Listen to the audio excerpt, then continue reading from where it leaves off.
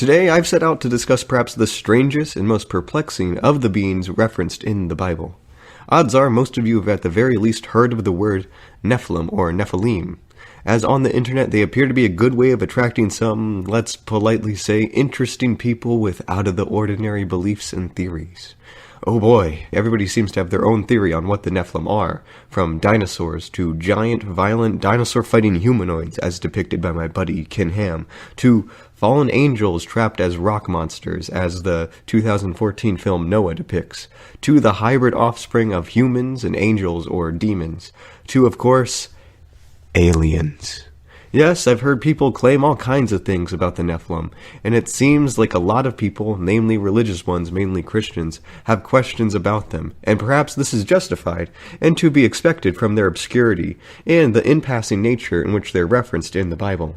The Nephilim are only mentioned 2 to maybe 3 times in the entire Bible, the 2 undisputed ones coming from the Pentateuch, or the first 5 books. And like the Leviathan and Behemoth, these references are incredibly brief and in passing, as if the audience should already kind of know what they are. And I bet this is why many have left from reading about them in the Bible unsatisfied and hankering for some rather outlandish answers and conclusions. So, in this video, I will attempt to examine the significance and meaning of the Nephilim, and by proxy, the sons of God mentioned in the Old Testament, in the original ancient context the authors of the Bible intended. The Nephilim. To start our deconstruction, let's first examine the word Nephilim or Nephilim itself. Some versions of the Bible simply translate the word as giants, but in actuality the Hebrew word Nephilim literally translates to the fallen ones. Now, the fallen meaning to their name has caused some to believe the Nephilim are fallen angels or demons from heaven. However, this interpretation is likely wrong. Modern biblical scholars understand that the specific word used is intended to mean fallen in death, mainly associated with the heroic death of a great warrior. The verb derivative of the word is commonly used to describe the deaths of individuals, specifically warriors, such as in David's lament over the death of Saul and Jonathan, how the warriors are fallen. So a better translation would maybe be the killed ones, or the slain ones, and this significance to their name makes sense in accordance to some of the verses in which they are mentioned. Now to the Nephilim's actual appearance in the Bible. The Nephilim show up extremely scantly. Their first mention is in Genesis 6:4. Genesis 6:4 is one of the weirdest verses in the entire Bible, and that's not me talking, that's the opinion of actual biblical scholars. For one thing, it is rather strangely and somewhat randomly sandwiched in between the long genealogies of Adam's descendants and right at the beginning of the famous Noah's flood story. Genesis chapter 6 verse 1 through 4 reads, "When people began to multiply on the face of the ground, and daughters were born to them, the sons of God saw they were fair, and took wives of themselves for all that they chose. Then the Lord said, My spirit shall not abide in mortals forever, for they are flesh, their days shall be 120 years. The Nephilim were on the earth in those days, and also afterward, when the sons of God went to the daughters of humans, who bore children to them. These were the heroes that were of old, warriors of renown." Genesis 6:5 then abruptly changes the subject and talks about how God saw the wickedness of humanity and decides to flood the earth, killing his creations, save Noah, his family, and some animals. And I think most of us know what happens from there. So what are we to make of these verses? Well, for starters, we can see that the Nephilim continue to be associated with heroic warriors, as their name suggests. They appear to have been given the epithet or nickname, heroes or mighty men of old, men or warriors of renown. The Nephilim appear to be like Hercules or Achilles or Gilgamesh to the ancient Hebrews, heroes from a bygone age that according to the text seems to suggest existed before and slightly after the Great Flood that God sent to kill off almost all of humanity. Genesis 6:3, in which God claims no human shall live past 120 years old, seems again to be kind of random and interrupts the flow of Genesis 1-2 and Genesis 4. However, it might suggest that these Nephilim might have achieved long lifespans and ages that are no longer attainable in the modern day, after the flood, in which the author is writing. If we look at the ages given by the Bible for pre-flood humans, they are consistently in the hundreds. Adam lives for 930 years old. Methuselah, Noah's grandfather, lives for 969. Lamech, Noah's father, lives 777 years old. This idea that humans that dwelled before the Great Flood, in this mythic antediluvian age, lived for much longer lives compared to those after is in fact a belief that the Bible and other ancient religious texts of the region, specifically the Sumerian King List, the Epic of Gilgamesh, and writings of Berosus share. The early Hebrews had a lot in common religiously with the Sumerians, Babylonians, and other cultures of the region. Perhaps the most important detail we can gather about the Nephilim here is that they are the offspring, or to put it more bluntly, the product of sex between the daughters of men or humans, and perhaps more perplexingly, the sons of God. Keep this in the back of your mind because we will return to this in a little bit.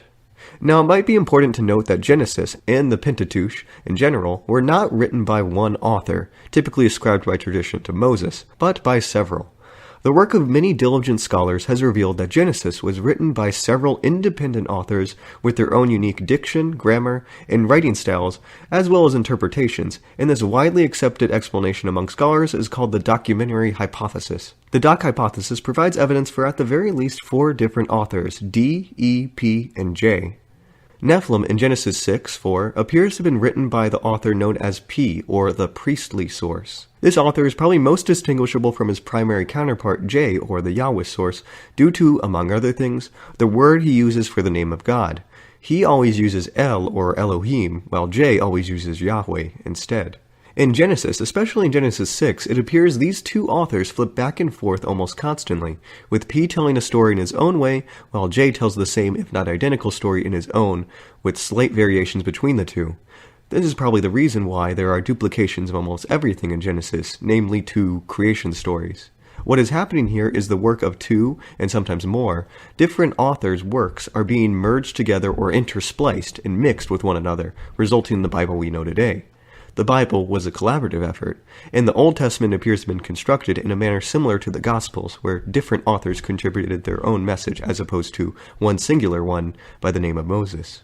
Anyways, the reason I mention the documentary hypothesis here is that these multiple authors might be the reason why the text appears to jolt back and forth, sometimes drastically from one thing to another, and I think it's important to keep in the back of our minds when discussing the Pentateuch, or the first 5 books of the Bible, as it allows us to accept when things don't properly or perfectly mesh together, or when we encounter a bit of a contradiction. Professor Richard Elliott Friedman's Who Wrote the Bible is a great book if you want to learn more about the subject. We'll return to Genesis 6 and the sons of God in a little bit, but let us first move on to the next mention of the Nephilim.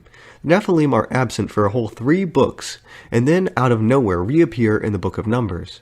So to set the stage, Moses and the Jewish people have escaped slavery from Egypt, as described in Exodus, and after receiving the 10 Commandments and wandering the desert for 40 years, they are just about ready to enter into and take their promised land, Canaan, modern-day Israel, Palestine. The Lord said to Moses, "Send men to spy out the land of Canaan, which I am giving to the Israelites." So they went up and spied out the land, and they told him, "Yet the people who live in the land are strong, and the towns are fortified and very large. And besides, we saw the descendants of Anak there." So they brought to the Israelites an unfavorable report of the land that they spied out, saying, "The land that we have gone through as spies is a land that devours its inhabitants, and all the people that they saw in it are of great size. There we saw the Nephilim, the Anakites come from the Nephilim, and to ourselves we seemed like grasshoppers, and so we seemed to them."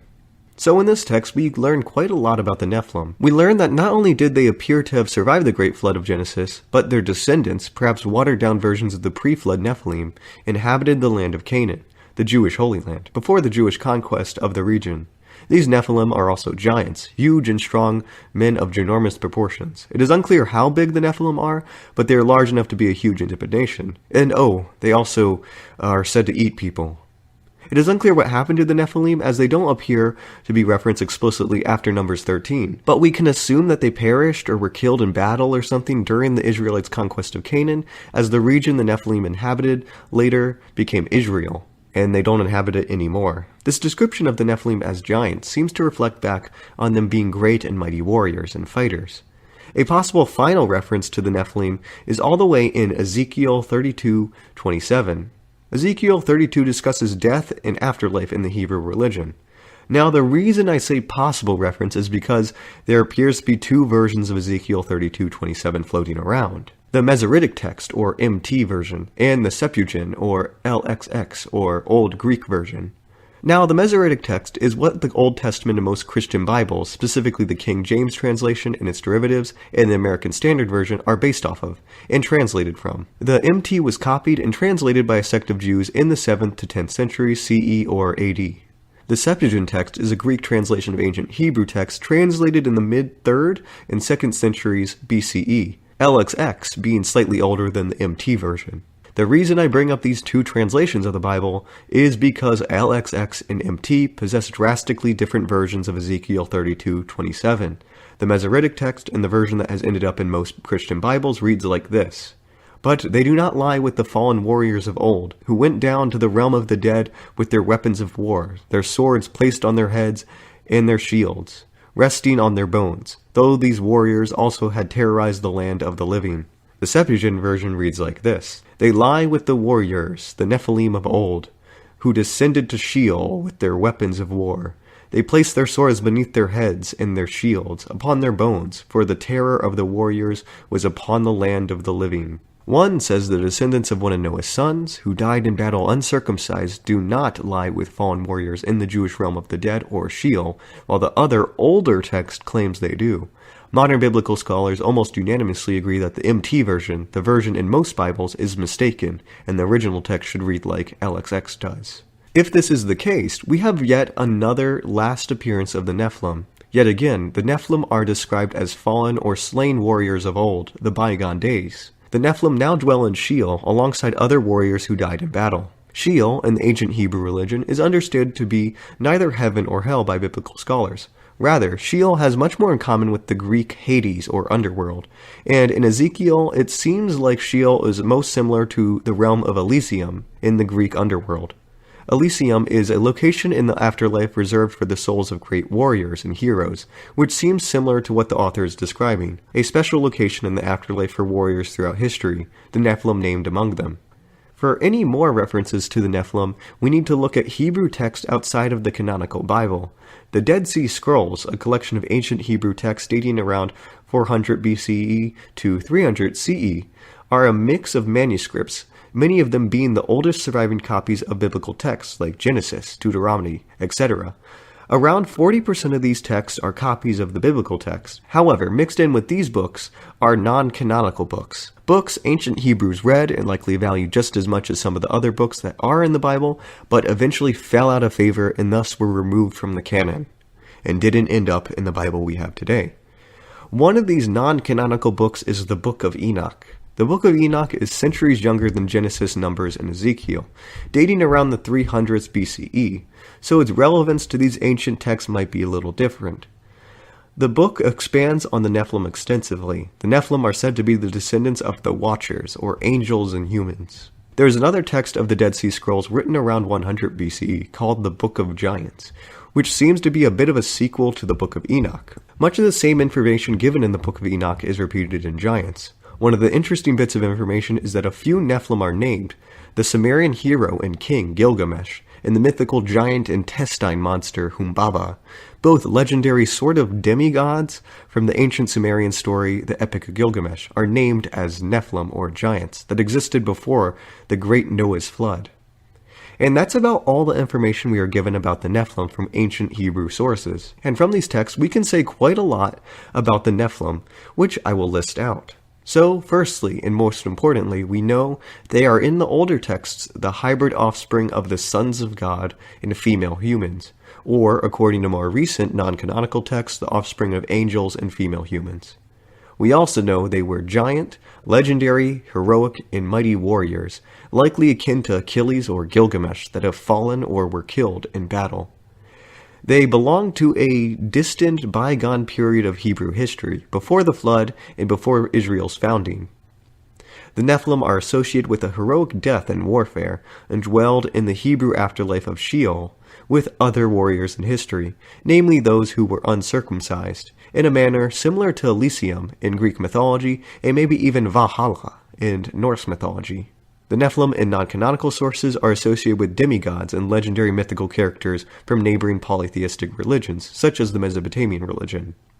Now, the picture that is starting to build in accordance to the textual evidence is that the Nephilim to ancient Hebrews were legendary demigod-like heroes that existed, fought, and achieved a type of status in the past, but are now no longer. I think the Nephilim might have been very similar to demigod figures that achieved greatness in their lives in the respective religions of the Hebrews' contemporaries, like Hercules, Perseus, Jason, and Achilles in Greek mythology, or Gilgamesh in Sumerian mythology.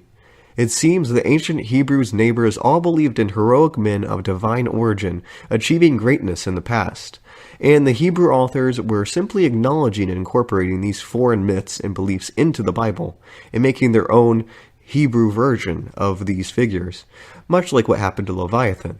And the evidence and the scholarly consensus supports this conclusion. But I know what you're going to say. Isn't Judaism, and by proxy the Bible itself, monotheistic, having one God? So wouldn't that mean the existence of demigods and sons of God contradict this point and seemingly suggest Judaism isn't monotheistic after all? Well, to address your question, the real key to understanding the Nephilim is understanding their fathers, the sons of God referenced in Genesis 6, as well as the origins and development of the Hebrew religion. Part 2. Sons of God. I think the first step to understanding who the sons of God are is to look at the phrase itself. The Hebrew words used here is Ben Elohim, and is often translated to the sons of God. But this might actually be a mistranslation, because the curious thing is that word used for God in the phrase is plural, Elohim, and not singular, El. It should be translated as gods, lowercase, not gods, singular, uppercase. So a more accurate and literal translation would be the sons of the gods, and not sons of God. As we have discussed earlier, God is called by many names in the Hebrew Bible, sometimes Yahweh, sometimes El, and sometimes as a plural, Elohim. Now, you Christians that will claim this is evidence of the Trinity, the Father, the Son, and the Holy Spirit, a much later belief not held by modern or even ancient Jews, hold your horses. Elohim is used interchangeably to describe both the Hebrew creator God, as in Genesis, and the non-specific polytheistic gods of other nations, such as Exodus 12:12. Against all the gods, Elohim, of Egypt, I will execute judgment. I am the Lord, Yahweh. Or in Genesis 35:2, put away the strange gods, Elohim, that are among you. And it is even used to refer to Adam and Eve, if they eat the forbidden fruit, as they will become gods. Genesis 3:5. For God doth know that in the day you eat thereof, then your eyes shall be opened, and you shall be as gods, Elohim, knowing good and evil. Therefore, the first lines of the Bible should really read from a literal translation like this. In the beginning, the gods, Elohim, created the heavens and the earth. And the passage in Genesis 6 should read, the sons of the gods. Perplexingly as this may be, keep this in the back of your mind for the moment, because we'll come back to it. The sons of the gods, or God, appear in other locations in the Old Testament, namely in Genesis 1:6.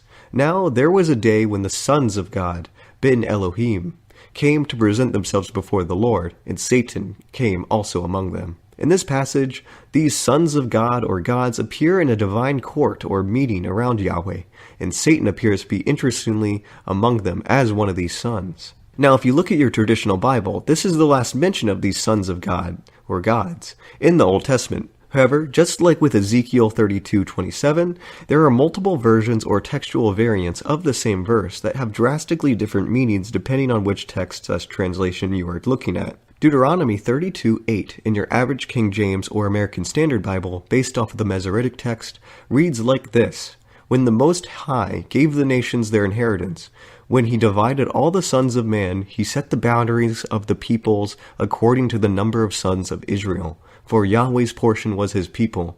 Jacob was the lot of his inheritance. However, we in fact have many textual variants of this verse in particular.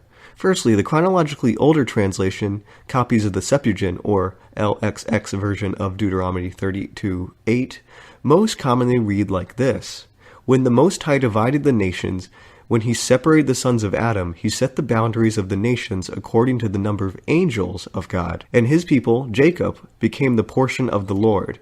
Israel was the line of his inheritance. If you notice, the sons of Israel in this version has been replaced with the angels of God, a vastly different translation, and obviously not a mistake. Most interestingly of all, there are some versions of LXX that do not say angels of God or even sons of Israel, but the sons of the gods, or sons of God.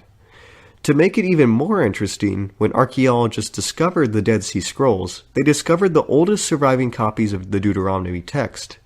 The texts are relatively identical to LXX and the MT translation. However, in this verse, Deuteronomy 32:8 in particular, we have two different ancient copies that read like this.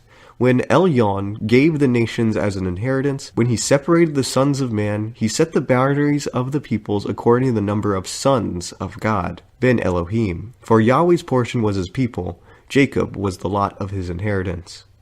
What the heck is going on here? Well, it appears the text changed meaning in simply just this single phrase the further you go back and the closer you get to the original Hebrew authors. The text appears to have been originally sons of God or gods, but was gradually altered over time to angels and then to sons of Israel, humans.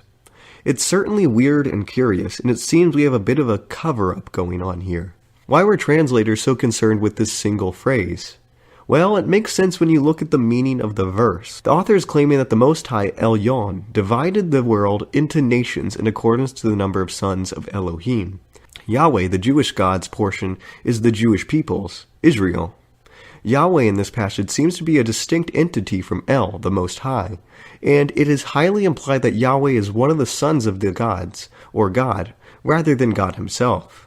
More interestingly, if we look at the number of nations in which the world was believed to be divided into in Genesis 10, or the generations of Noah, or the Table of Nations, the number of names and therefore nations given is 70. This number of 70 nations directly correlates to a concept in the Canaanite religion, the primary neighboring religion of the ancient Hebrews.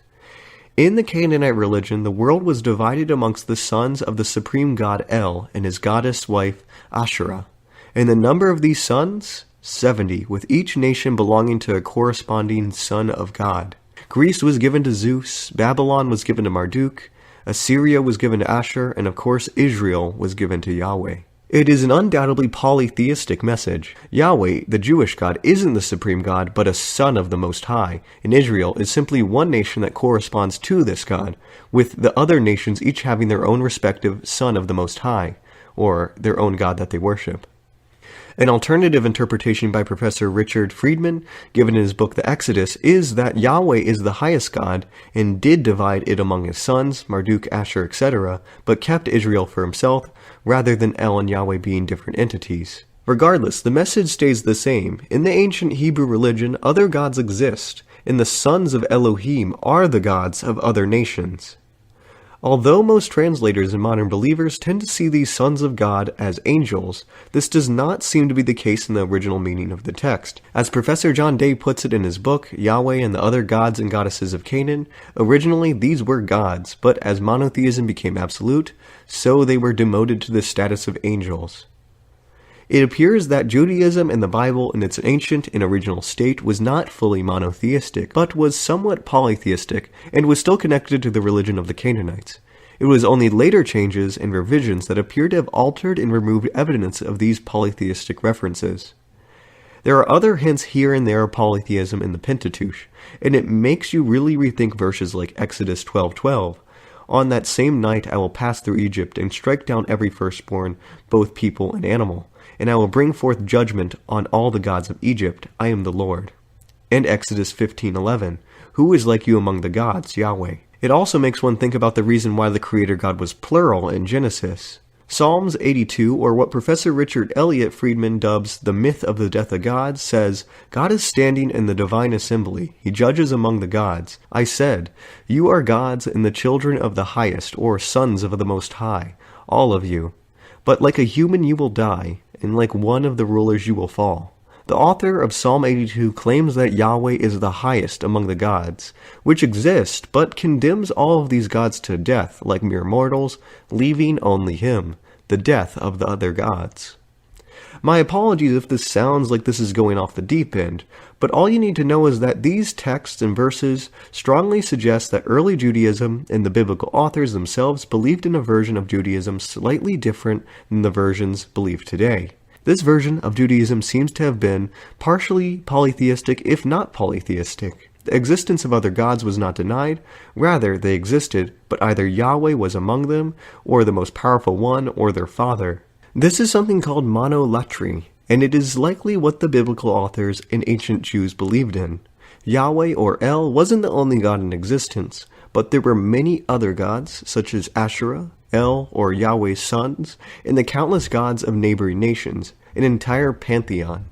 But it appears this original initial belief in partial polytheism in Judaism was either gradually or rapidly replaced with full-on monotheism we know today. The existence of other gods beside El Yahweh was denied, and texts and traditions were changed and altered.